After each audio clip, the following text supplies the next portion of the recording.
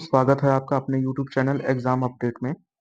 यह ancient history के videos के क्रम में यह तीसरा वीडियो है जो कि सिंधु घाटी सभ्यता पर आधारित है। और इसमें थ्योरी के आपको दो वीडियो लेक्चर उपलब्ध कराए जाएंगे सिंधु घाटी सभ्यता पर आधारित, जिसका यह पहला वीडियो आपके समक्ष उपस्थित है। तो चलिए स्टार्ट करते हैं। सिंधु घाटी सभ्यता, इंडस वैली सिविलाइजेशन। ठीक है। अब हम बात करते हैं सिंधु घाटी सभ्यता की। तो यह इसमें हम देखते हैं कि इसमें स्वतंत्रता के पहले कितने स्थल थे और स्वतंत्रता के बाद कितने स्थल हैं। वर्तमान में इसके स्थलों की स्थिति देखेंगे मैप के आधार पर, और इनके जो महत्वपूर्ण स्थल है और वहां से क्या क्या चीजें मिली हैं उन पर भी हम चर्चा करेंगे। तो हम जानते हैं कि स्वतंत्रता के पहले इसमें जो पहले स्थलों की खोज हुई थी वो लगभग 40 स्थलों की खोज हुई थी। लेकिन स्वतंत्रता के पश्चात और वर्तमान समय तक लगभग इसमें 1400 स्थलों की खोज हो चुकी है, और वर्तमान में भी कई स्थल खोजे जा रहे हैं, जैसे कि बागपत, सनौली। ठीक है। अभी खोजा गया रिसेंटली एक महत्वपूर्ण स्थल है जहां से हमें रथ के साक्ष्य भी प्राप्त हुए हैं। ठीक है।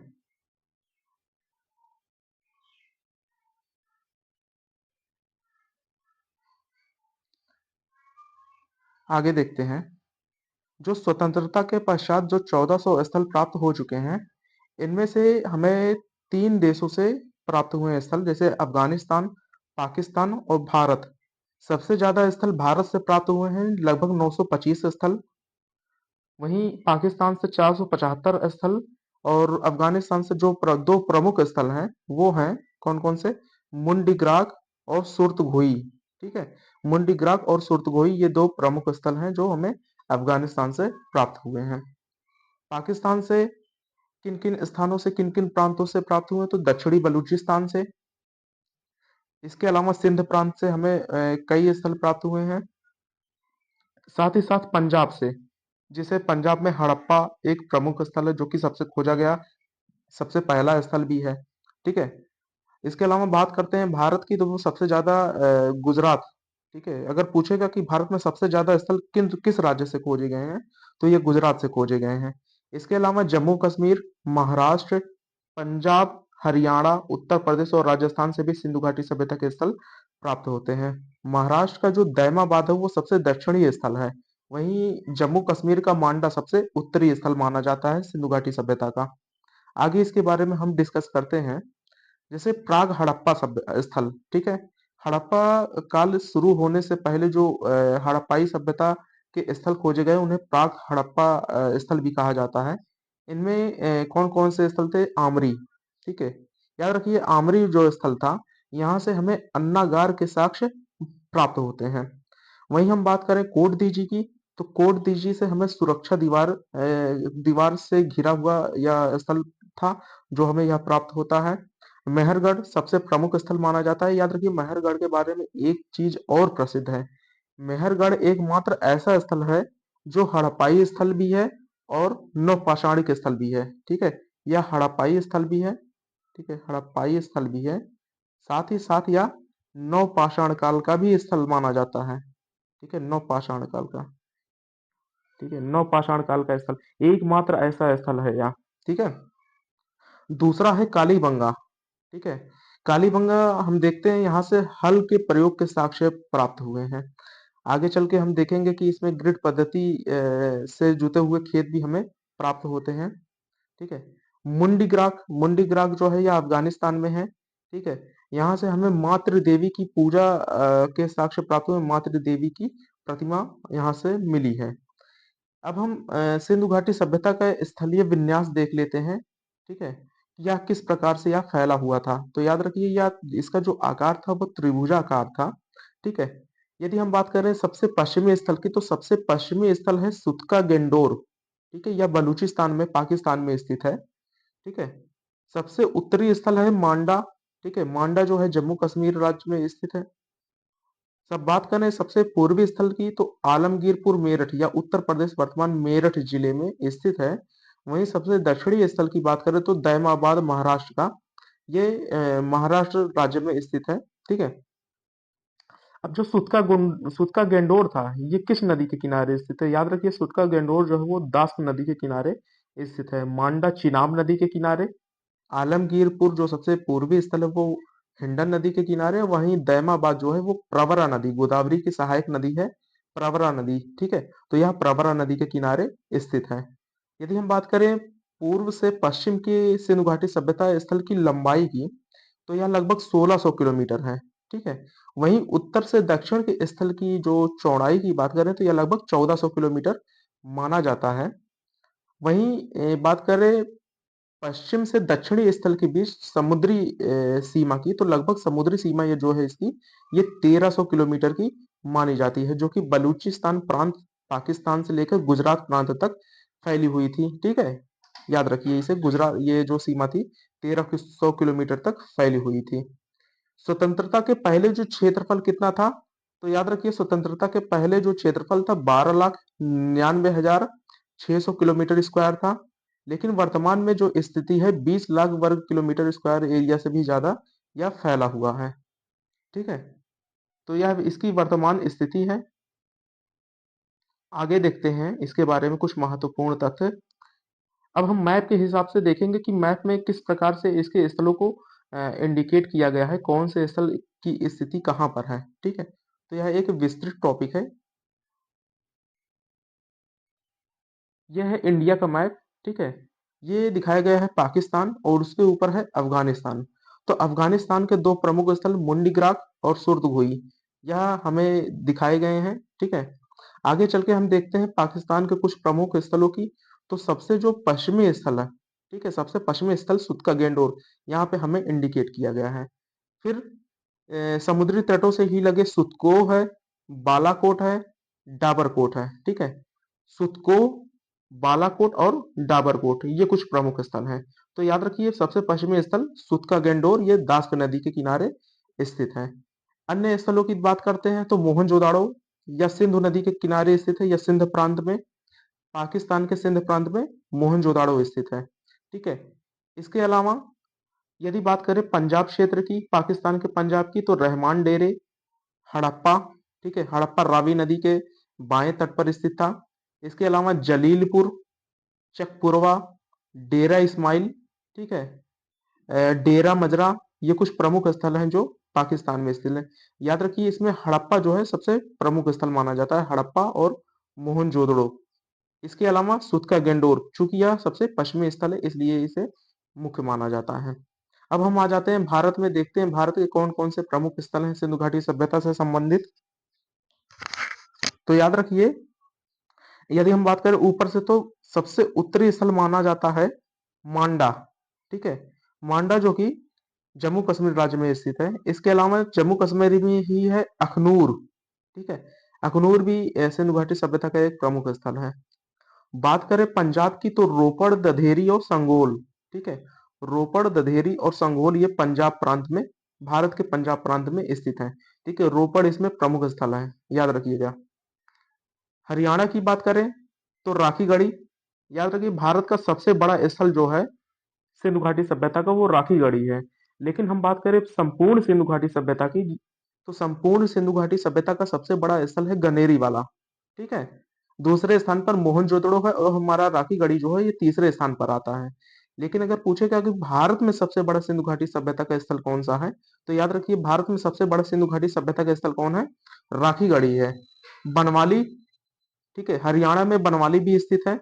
मिताथल, बालू, कुड़ाल और सिसवल, ठीक है, ये हरियाणा में स्थित कुछ प्रमुख स्थल हैं। तो राखीगढ़ी, बनवाली, ठीक है, मिताथल, बालू, कुड़ाल और सिसवल ये कुछ प्रमुख स्थल हैं। बात करते हैं राजस्थान की। राजस्थान में कालीबंगा स्थल जो है यह प्रमुख है। और सबसे दक्षिणी स्थल जो महाराष्ट्र राज्य में स्थित है यह है दैमाबाद, ठीक है। ये प्रवरा नदी के किनारे स्थित है, यह सबसे दक्षिणी स्थल सिंधु घाटी सभ्यता का माना जाता है। अब हम बात करते हैं गुजरात की। तो गुजरात में सबसे ज्यादा सिंधु घाटी सभ्यता के स्थल हैं, इसे याद रखें कि गुजरात में जो है सबसे ज्यादा सिंधु घाटी सभ्यता के स्थल हैं। अब इसके स्थल दो भाग में कैटेगराइज हैं, एक कच्छ की खाड़ी में, दूसरा खंभात की खाड़ी में, ठीक है। तो यह भी पूछा जा सकता है, ऑप्शन दिया जा सकता है, या फिर ऐसे क्वेश्चन बनाया जा सकता है कि निम्न में से कौन सा स्थल कच्छ की खाड़ी में स्थित है। उसमें लोथल दे देगा तो यह बिल्कुल गलत होगा। लोथल जो है वो खंभात की खाड़ी में स्थित स्थल है, ठीक है। और लोथल अक्सर खबरों में भी रहा है। तो याद रखिए, यदि हम बात करते हैं कच्छ की खाड़ी में सिंधु घाटी सभ्यता के कौन कौन से स्थल स्थित हैं, तो याद रखिए सुरकोतड़ा, धौलावीरा और देसलपुर, ये तीन स्थल जो हैं प्रमुख रूप से वे कच्छ की खाड़ी में स्थित हैं। यदि हम बात करें खंभात की खाड़ी में स्थित स्थल, तो लोथल सबसे फेमस स्थल है। यहाँ से हमें डकयार्ड यानी पत्तन, जहां पर नाव नाव जो नावें होती थी, जो सुमेरियन सभ्यता या फिर तत्कालीन मिस्र की सभ्यता से जो व्यापार होता था, वे नावें यहीं पे जो थी ये लगाई जाती थी। ठीक है। दूसरा है रंगपुर, तीसरा है भक्ताराव, चौथा है मेघम, पांचवा है कुंतासी और छठा है शिकारपुर। ये जो प्रमुख स्थल हैं ये खंभात की खाड़ी में स्थित है, जिसमें लोथल अत्यंत महत्वपूर्ण स्थल है। ठीक है। धौलावीरा भी यदि बात करें, धौलावीरा तो यह भी प्रमुख स्थल है। ठीक है। तो कच्छ की खाड़ी में सुरकोतड़ा, धौलावीरा, देसलपुर। ठीक है, सुरकोतड़ा, धौलावीरा, देसलपुर। वहीं बात करें खंबात की खाड़ी में, तो खंबात की खाड़ी में लोथल, रंगपुर, भगताराव, मेघम, कुंतासी और शिकारपुर, ये प्रमुख स्थल हैं। ठीक है, गुजरात में सबसे ज्यादा स्थल स्थित हैं। अब हम बात करें उत्तर प्रदेश की। यदि हम उत्तर प्रदेश पीसीएस की परीक्षाओं को देखें, तो उत्तर प्रदेश के सिंधु घाटी सभ्यता के स्थलों को कई बार पूछा गया है। यदि हम इसके स्थलों को बताएंगे तो आप जान सकते हैं कि हाँ, ये स्थल पूछा जा चुका है। उत्तर प्रदेश के कौन कौन से स्थल हैं? सबसे प्रमुख स्थल है आलमगीरपुर मेरठ, सबसे पूर्वी स्थल है आलमगीरपुर मेरठ, जो कि हिंडन नदी के किनारे स्थित है। किस नदी के किनारे? हिंडन नदी के किनारे। दूसरा है मांडी, ठीक है, सहारनपुर में, बड़गांव और हुलास। हुलास को आप जानते ही होंगे, हुलास कई बार क्वेश्चन में पूछा गया है कि यह किस राज्य में स्थित है। हरियाणा ऑप्शन दे देगा, हरियाणा सही नहीं ऑप्शन है, ऑप्शन जो सही है वो है उत्तर प्रदेश। ठीक है, हुलास, बड़गांव, मांडी, आलमगीरपुर मेरठ, इसके अलावा हस्तिनापुर भी प्रमुख स्थल है सिंधु घाटी सभ्यता का। आगे देखते हैं महत्वपूर्ण स्थल एवं उनकी विशेषताएं।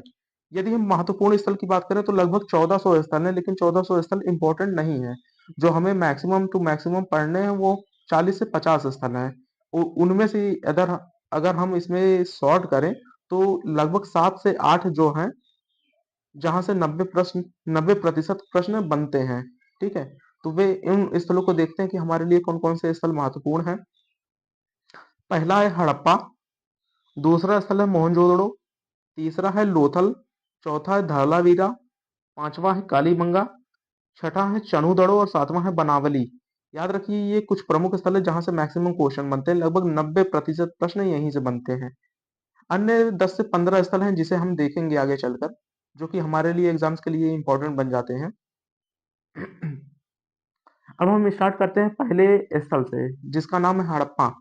याद रखिए, सबसे पहले हड़प्पा स्थल की खोज की गई थी, इसलिए इस संपूर्ण सिंधु घाटी सभ्यता का नाम हड़प्पा ही कहा जाता है। हड़प्पा सभ्यता के नाम से इसे इंगित किया जाता है।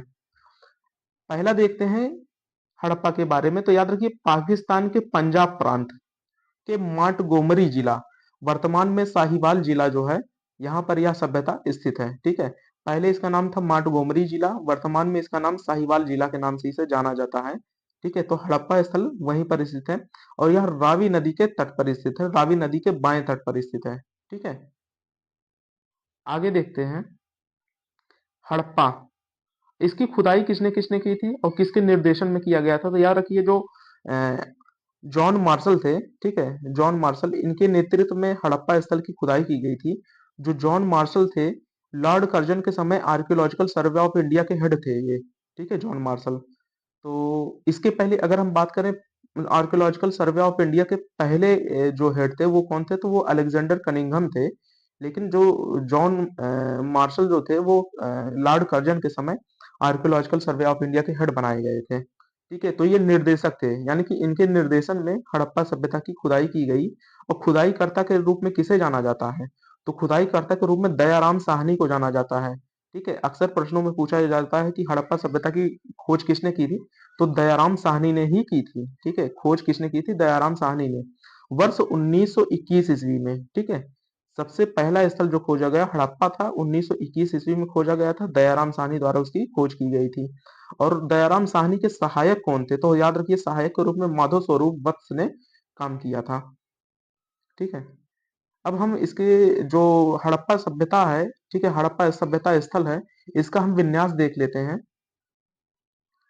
यदि हम इसके विन्यास की बात करें, तो इसमें 2 टीले होते थे, एक पश्चिमी टीला, एक पूर्वी टीला।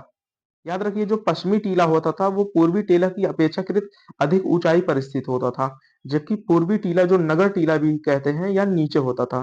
ठीक है, तो पश्चिमी टीले में जो प्रशासनिक वर्ग, ठीक है, पुरोहित वर्ग के लोग यहाँ पर रहते थे। ठीक है, इसे दुर्ग गढ़ी या टीला भी कहा जाता है। वहीं पूर्वी टीला की बात करें तो यहाँ पे छोटे व्यापारी व छोटे किसान व मजदूर लोग भी रहते थे। ठीक है, तो यहाँ पर संपन्न वर्ग पश्चिमी टीला में रहता था, वहीं जो छोटे व्यापारी थे, छोटे किसान थे, मजदूर थे, ठीक है, वे कहाँ रहते थे? पूर्वी टीले में रहते थे। पश्चिमी टीला जो था अधिक ऊंचाई पर बना था, ठीक है, जिससे इसका जो मुख्य उद्देश्य था बाढ़ से बचाव। आगे चल के हम देखते हैं कि कुछ लोग जैसे जॉन मार्शल स्वयं थे, इन्होंने कहा कि मोहनजोदाड़ो जो था वो 7 बार बाढ़ में डूबा और 7 बार उसका उदय हुआ। तो बाढ़ भी सिंधु घाटी सभ्यता का विनाश का एक प्रमुख कारण माना जाता है। तो ऐसा माना जाता था कि उस समय बाढ़ काफी अधिक आते थे और उसमें सभ्यताओं का विनाश भी हुआ। ठीक है, तो इसलिए बाढ़ से बचाव के लिए पश्चिमी टीला जो था वो अपेक्षाकृत अधिक ऊंचाई पर बनाया जाता था। ठीक है, लेकिन हम बात करें पूर्वी टीले की, तो पूर्वी टीला ऊंचाई पर नहीं बल्कि थोड़ा पश्चिमी टीले से थोड़ा नीचे बनाया जाता था। ठीक है, बाहर की जो पश्चिमी टीला था, बाहर की ईंटें जो थी वो पकी हुई थी, जबकि टीले के अंदर की जो ईंटें थी वो कच्ची ईंटों का प्रयोग उनमें किया गया था। जबकि पूर्वी टीले की बात करें खाद्यान्न की, तो यहाँ से गेहूं, जौ और के दाने के साक्ष्य हमें प्राप्त होते हैं। हड़प्पा सभ्यता से हमें एफ टीला भी प्राप्त हुआ है। ठीक है, एफ टीला जो था, ठीक है, ये सबसे अधिक ऊंचाई पर था, पश्चिमी टीले से भी अधिक ऊंचाई पर था, यह 6 फीट अधिक ऊंचा था पश्चिमी टीले से। इसे एबी टीला भी कहते हैं और इसका जो एबी टीला नामकरण है वो व्हीलर महोदय ने किया था। ठीक है, और एफ टीले से अर्थात यहाँ से एबी टीले से हमें क्या क्या प्राप्त हुए हैं, तो अन्नागार प्राप्त हुए हैं, 2 पंक्तियों में छह छह अन्नागार प्राप्त होते हैं, 15 श्रमिक आवास हमें यहाँ से मिलते हैं और 18 वृत्ताकार चबूतरों की प्राप्ति हमें यहाँ से होती है। ठीक है, तो एफ टीले से हमें ये सभी चीजें प्राप्त हुई हैं। यह श्रमिक आवास था, वृत्ताकार चबूतरे थे जो कि धान कूटने के लिए प्रयोग होते थे। साथ ही साथ अन्नागार जो है वो हमें पंक्ति एक श्रेणियों में हमें प्राप्त होते हैं। यदि हम बात करें पूर्वी टीले की, तो पूर्वी टीले में हमें R37 कब्रगाह की साक्ष्य प्राप्त होते हैं।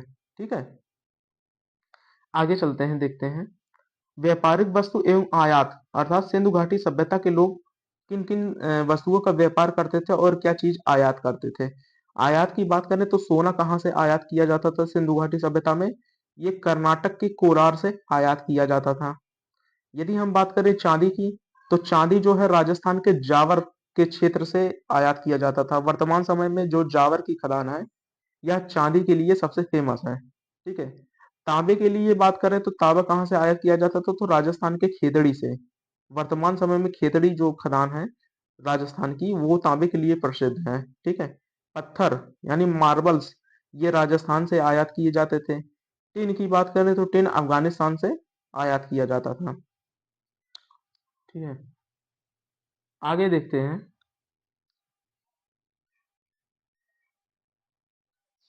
दूसरा स्थल है मोहनजोदड़ो।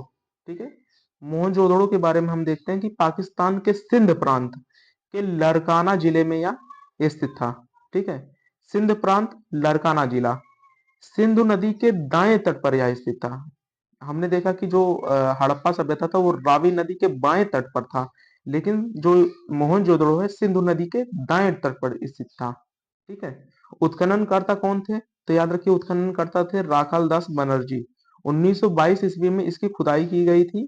ठीक है, और जॉन मार्शल ने एक वक्तव्य इस स्थल के बारे में कहा था कि यह नगर जो था वो 7 बार बाढ़ आई, बाढ़ में डूबा और पुनः विकसित हुआ। ठीक है, तो जॉन मार्शल ने इसके बारे में बताया था कि ये नगर जो था 7 बार बाढ़ में डूबा था और 7 बार इसका पुनः उदय हुआ था। ठीक है, केवीआर कैनेडी महोदय ने अपना वक्तव्य इस मोहनजोदड़ो स्थल के बारे में दिया था कि जो इस सभ्यता का पतन हुआ था, ठीक है, सिंधु सभ्यता का पतन हुआ था, ये मलेरिया के कारण हुआ था। तो ये केवीआर कैनेडी महोदय का कहना था। ठीक है, यदि हम बात करें जनसंख्या की तो मोहनजोदड़ो ऐसा स्थल था जिसकी सबसे अधिक जनसंख्या थी। इसकी जनसंख्या कितनी थी? लगभग 35 से 40,000 जनसंख्या थी मोहनजोदड़ो की। इसका मोहनजोदड़ो को कुछ उपनाम भी है। ठीक है, इसे मृतकों या प्रेतों का टीला भी कहते हैं। ठीक है, कुछ इतिहासकार इसे सिंधु का बाग की संज्ञा भी देते हैं। कुछ लोग इसे स्तूप का टीला भी कहते हैं। ठीक है, स्टुअर्ट पिगट महोदय ने जो थे स्टुअर्ट पिगट, इन्होंने हड़प्पा व मोहनजोदड़ो को जुड़वा राजधानी कहा था। ठीक है, तो पूछा जा सकता है कि हड़प्पा व मोहनजोदड़ो को जुड़वा राजधानी किसने कहा? तो ये स्टुअर्ट पिगट ने कहा था। ठीक है, आगे चलते हैं, नोट देखते हैं। सिंधु घाटी सभ्यता का सबसे बड़ा स्थल जो है वो गनेरी वाला है। यदि आप गूगल पे सर्च करेंगे तो आपको राखी गढ़ी दिखाएगा।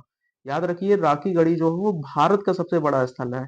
लेकिन अगर हम संपूर्ण सिंधु घाटी सभ्यता की बात करें, जो कि पाकिस्तान, अफगानिस्तान, भारत सभी की लेकर बात करें, तो गनेरी वाला जो है वो सबसे बड़ा स्थल है। ठीक है, जो कि पाकिस्तान में स्थित है। दूसरे स्थल स्थान पर हमारा मोहनजोदड़ो आता है, जबकि राखी गढ़ी संपूर्ण स्थलों में तीसरे नंबर पर आता है। लेकिन यदि हम भारत में स्थित सबसे बड़े स्थल की बात करें तो यार राखी गढ़ी है। ठीक है, अब देखते हैं प्राप्त वस्तुएं कौन कौन है। तो याद रखिए, पहले यहाँ से कौन कौन सी वस्तुएं प्राप्त हुई है? तो सभा भवन, ठीक है, पुरोहित आवास प्राप्त हुए हैं मोहनजोदड़ो से। कांसे की नर्तकी की मूर्ति प्राप्त हुई है, और ये जो नर्तकी की मूर्ति थी वो प्रोटो ऑस्ट्रोलाइट थी।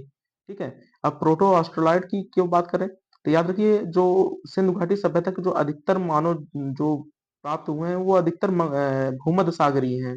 लेकिन जो ये नर्तकी की मूर्ति थी ये प्रोटो ऑस्ट्रोलाइट थी। ठीक है, सर्वाधिक मुहरें यहाँ से हमें देखने को मिलती हैं, वर्गाकार मुहरें हमें देखने को मिलती हैं। ठीक है, प्रत्येक घर में इसमें कुओं के साक्ष्य हमें देखने को मिलते हैं, और अन्नागार, और सबसे प्रमुख है विशाल स्नानागार। ठीक है, यह हमें इसमें देखने को मिलते हैं। अब स्नानागार के बारे में हम इसमें देख लेते हैं। ठीक है, स्नानागार जो था, ये स्नानागार बना हुआ था। ठीक है, और इसमें जो सीढ़ियां थी वो पूरब से, सॉरी, वो उत्तर से दक्षिण दिशा में सीढ़ियां बनी हुई थी। ठीक है, ये जो सीढ़ियां बनी हुई हैं ये उत्तर से दक्षिण दिशाओं में बनी हुई हैं। ठीक है, ठीक है, और ये जो खाने खाने बने हुए हैं ये हमाम थे, अर्थात कहा जाता है कि ये कपड़े बदलने के लिए इसे ये प्रयुक्त होते थे। ठीक है, ये जो स्नानागार था ये विशेष प्रयोजन के लिए प्रयोग होता था। कहा जाता है कि ये पूजा पाठ के लिए यूज होता था, कि वहां पे लोग स्नान करके अपने कपड़े बदलते थे, इसके साथ साथ वहां पे पूजा पाठ किया करते थे। ठीक है, तो इसके लिए यह प्रयुक्त किया जाता है हमाम। ठीक है, तो सीढ़ियां जो थी वो उत्तर से दक्षिण दिशा में थी, और ये हमाम बने हुए थे। ठीक है, बृहद स्नानागार जो था ये काफी प्रसिद्ध है। ठीक है, जॉन मार्शल महोदय की बात करें तो जॉन मार्शल महोदय ने जो बृहद स्नानागार था इसे तत्कालीन विश्व के आश्चर्य की संज्ञा दी थी। ठीक है, तो जॉन मार्शल महोदय ने जो बृहद स्नानागार है इसे तत्कालीन विश्व का आश्चर्य बताया था, क्योंकि ये अपने आप में एक अनोखा था।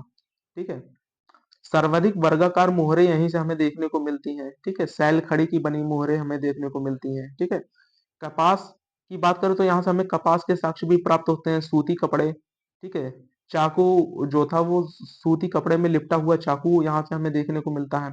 राजपथ, यानी कि यहाँ पे हमें चौड़ी सड़कें मिलती हैं, और ये जो चौड़ी सड़कें थी एक दूसरे को समकोण पे काटती थी। ठीक है, अर्थात यहाँ पे जो नगर विन्यास था वो काफी अनोखा था। ठीक है, काफी विस्तृत, काफी सुसज्जित नगर विन्यास यहाँ पे हमें देखने को मिलता है। तो यहाँ पे हमें चौड़ी सड़कें भी देखने को मिलती हैं, जिन चौड़ी सड़कों को राजपथ भी कहा जाता था। यहाँ पे हमें साधु की मूर्ति भी देखने को मिलती है, और साधु जो थे उनकी दाढ़ी शेव की हुई थी। साथ ही साथ वो तीन पटिया साल को ओढ़े हुए थे। तीन पटिया मतलब तीन पत्ती बनी हुई सालें। ठीक है, तीन पत्ती बनी हुई साल, अर्थात उनके साल में जो थी वो तीन पत्ती बनी हुई थी। तो याद रखिए, जो शादी की मूर्ति बनी हुई है वो हमें यहाँ से मोहनजोदड़ो से प्राप्त होती है। तो इस प्रकार हमारा ये वीडियो का पहला पार्ट खत्म होता है। मिलते हैं दूसरे वीडियो में। दूसरे वीडियो में हम संपूर्ण सिंधु घाटी सभ्यता को समाप्त कर देंगे।